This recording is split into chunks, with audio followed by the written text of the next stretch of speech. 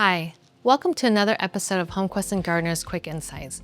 My name is Michelle So and I'm an attorney at HomeQuest & Gardner. Before I begin, just want to remind you that this video is only for informational purposes and it's not a substitute for legal advice. So in my prior video, I went through each of the elements of adverse possession. But for this video, I'm going to give you a real-life example of the different elements in adverse possession.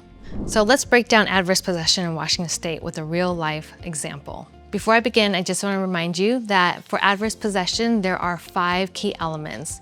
And the elements are actual, exclusive, hostile, open and notorious, and that you've been possessing the land continuously and uninterrupted for the statutory period of 10 years. So for this example, back in 2015, Jason bought a home in Washington State next to a vacant lot.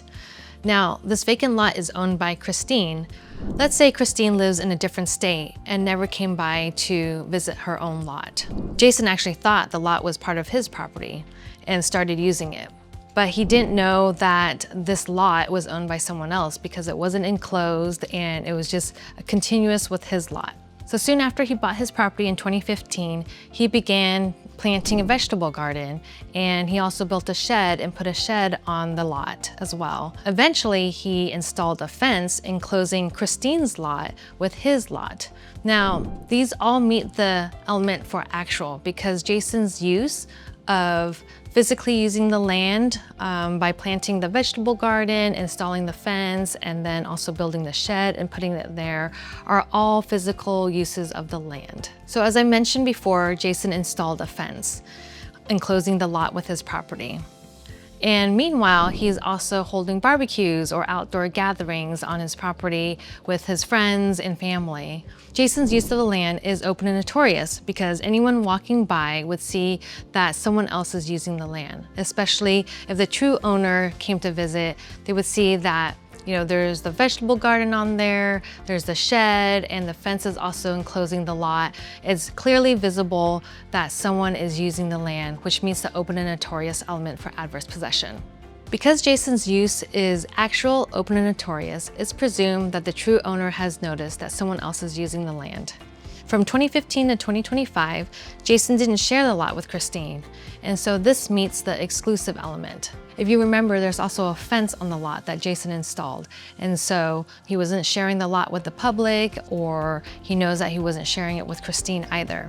So Jason's use also meets the exclusive element. Jason's use of the lot was also hostile because he never got Christine's permission to use her land. This hostile element used to require a subjective intent by the claimant, but that's no longer a requirement. As long as Jason never received Christine's permission to use the land, then he meets this hostile element. So Jason did this for 10 years straight, meeting the continuous and uninterrupted element for adverse possession. So by 2025, Jason met all of the elements for adverse possession and could make a claim for adverse possession on Christine's land. However, if Christine came in 2024 to visit the land and she saw that Jason was using it, she would only have 1 year to file a legal action against Jason to stop him from meeting the 10-year statutory requirement under Washington State. As you can see, adverse possession is very fact-intensive. It's rarely about a quick land grab, but about long-term possession without permission. For this video, I quickly went through a real-life example, but check out one of my other videos when I go through and explain each of the key elements for adverse possession. Again, this video is only for informational purposes and it's not a substitute for legal advice, but thank you for joining me here today at HomeQuest & Gardner's Quick Insights.